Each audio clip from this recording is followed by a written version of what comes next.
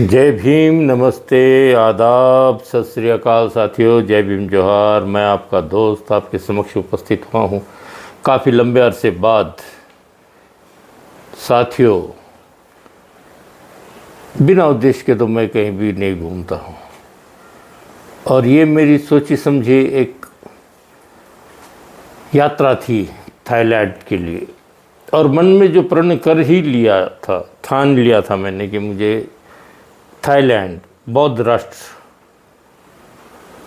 एक बार विजिट करना है।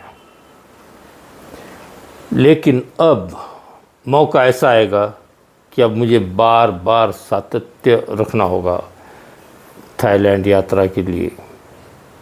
वो बिना लक्ष्य, बिना हेतु कोई भी बात साध्य नहीं होती है।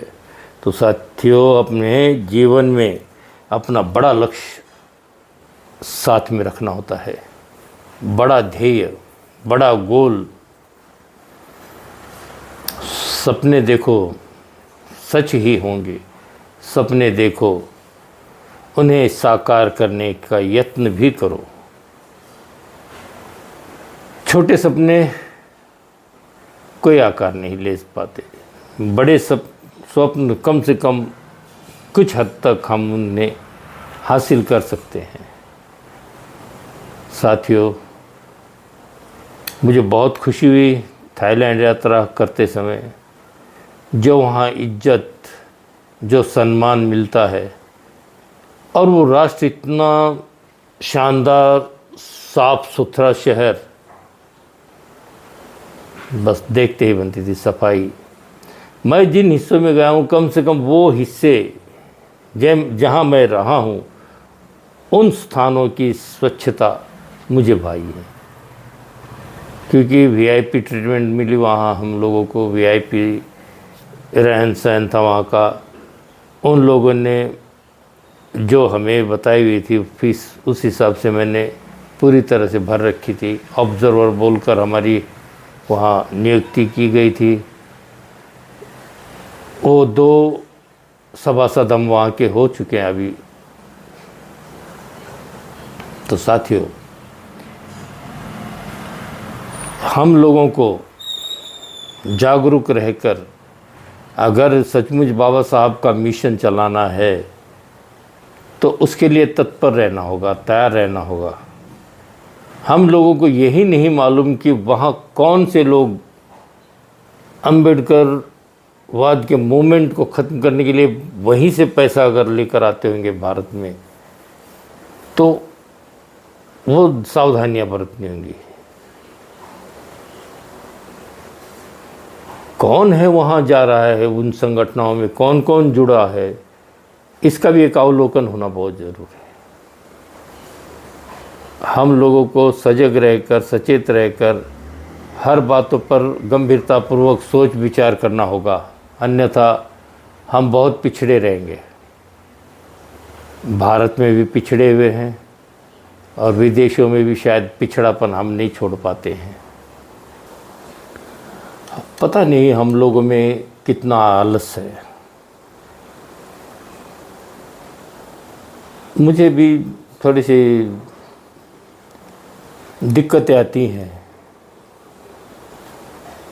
कि अब उम्र के एक पड़ाव पर हम आ चुके हैं, और अब यहाँ आलस से काम नहीं चलने वाला। जितने क्षण अभी हाथ में है, वही हमारे लिए। फिर आप कहोगे कि अपना एक उत्तराधिकारी तैयार करते चलो। वो तैयार हो, एक शिष्य तो तैयार हो कि आपके बाद वो उत्तराधिकारी आपकी इस चीज़ को संभाल कर रख सके। आपके कमाए हुए जितने भी अच्छे काम हैं, इनको अच्छी तरह से इनका निर्वहन करे, इनकी देख रेख कर सके। आपके बाद में इस मिशन को अच्छी तरह से ले चलने के लिए सक्षम हो, एक ऐसा उत्तराधिकारी आपको ज़रूर चुनना होगा, ज़रूर तैयार करना होगा। तो ये सारे जो दांव पेच होते हैं, प्रशिक्षित लोग अगर हों इस मिशन में तो ये कामयाब रहेगी। अगर प्रशिक्षित नहीं है, कैडर नहीं है, तो वो 2 दिन में ही जितना महामेरु आपने खड़ा किया है वो सारा का सारा धराशायी हो जाएगा। इस राह पर चलते समय हमें चारों दिशाओं का विचार करना होता है। तो साथियों, हम लोग वहाँ गए और हमें जो अनुभव वहाँ का आया वो मैं आप लोगों से शेयर करना चाहता हूँ। तो साथियों, सुबह सुबह 4:30 बजे हमारा जो प्लेन था टेक ऑफ करने वाला था वहाँ से।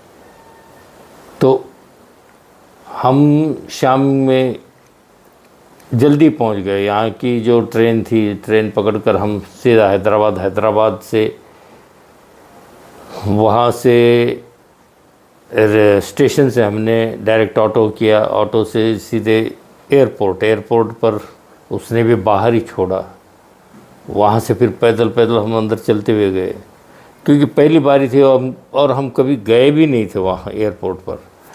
ऐसे ही अंदाज बांधते हुए आदित्य मेरे साथ था, और आदित्य ने अच्छी तरह से मुझे वहाँ तक लेकर जो मेरा साथ दिया। तो मैं वहाँ पहुँचा और वहाँ हमने सामने एक कैंटीन थी एंट्रेंस पर, वहाँ हमने अपना अच्छा हाथ धोकर नाश्ता फ्रेश किया, स्वयं को तरोताज़ा किया। थोड़ा सा पेट में फ्यूल जाने के बाद में चेतना में हो गए, और प्रसन्न चित्त से फिर हम यहाँ वहाँ घूमे अंदर एयरपोर्ट में, क्योंकि हमारे पास में वो टिकट के कॉपी थी। तो फिर वहाँ के लोगों ने कहा कि कब तक घूमोगे आप, एक काम करो। बोले यहाँ से शटल बसें थी हरे रंग की, वो अप एंड डाउन कर रही थी, यानी यहाँ से पैसेंजरों को बाहर तक छोड़ कर आते थे गेट तक, और वहाँ से फिर अंदर तक लाने का काम कर रहे थे। ये लेकर जाना, यहाँ से लेकर वहाँ जाना, वहाँ से लेकर आना वापस, ये फ्री में बसें थी वहाँ की। तो बोले आप यहाँ बैठकर समय बर्बाद करने से अच्छा आप जाकर आराम भी कर लो, सुबह जल्दी फ्लाइट है, वहाँ उठा देंगे वो लोग, उनके पास अलार्म होता है, आप जाओ, अच्छा है, नहा धोकर फ्रेश होकर फिर सुबह की आप जर्नी का शुरुआत कर सकते हो। उस समय फिर बंते जी का फ़ोन आया, दम्बनाग जी का, कि मैं 3 बजे तक वहाँ तक आऊँगा, बोले एयरपोर्ट तक आप वहाँ पर रहना।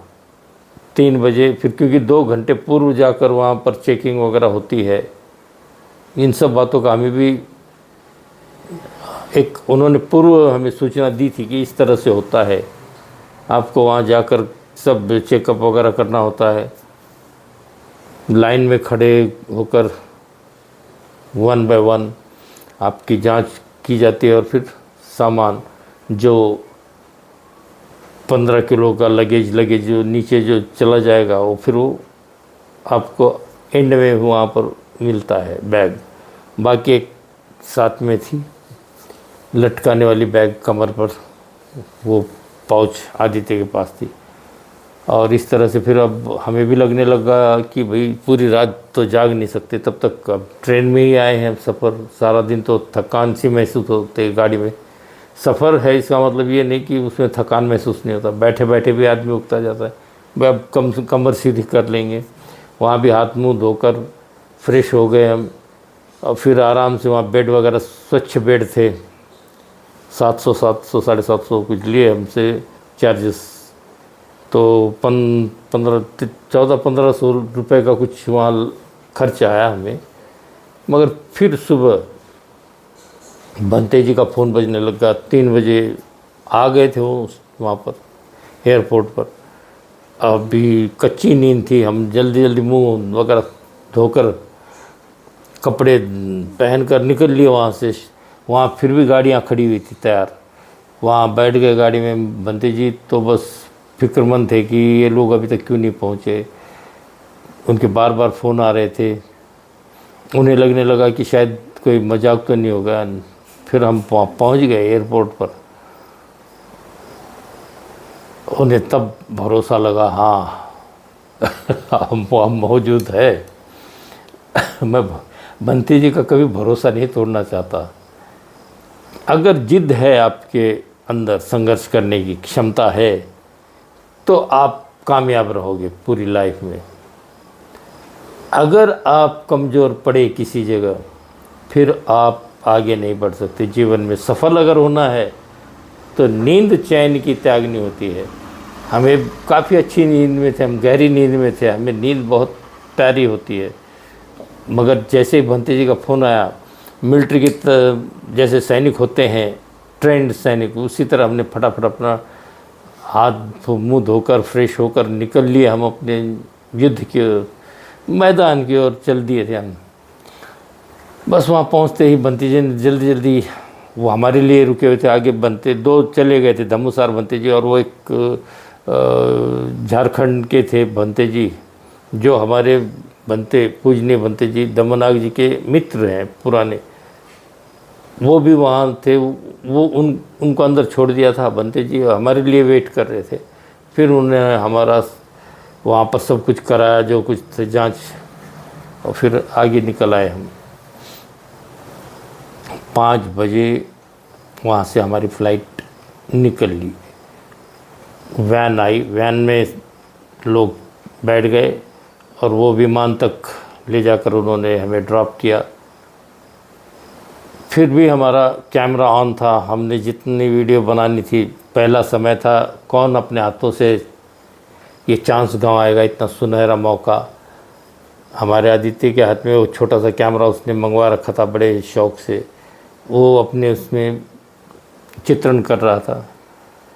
और जब मौका मिलता मैं अपना भी मोबाइल निकाल कर शुरू हो जाया करता था, क्योंकि अब मैं तो अब यूट्यूबर हूँ। अब उसका थोड़ा सा अंतराल ज़्यादा होगा, उसका परली व्लॉग है आदित्य का, और मेरा सूर्य प्रकाश बुद्ध विहार के नाम पर ये चैनल है।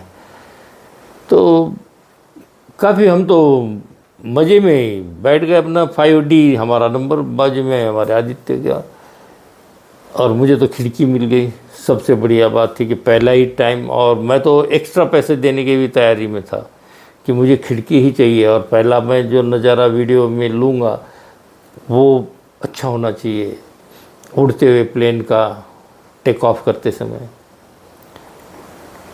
तो फिर इसी तरह तो भैया बहुत बढ़िया हो गया हमारा सफ़र,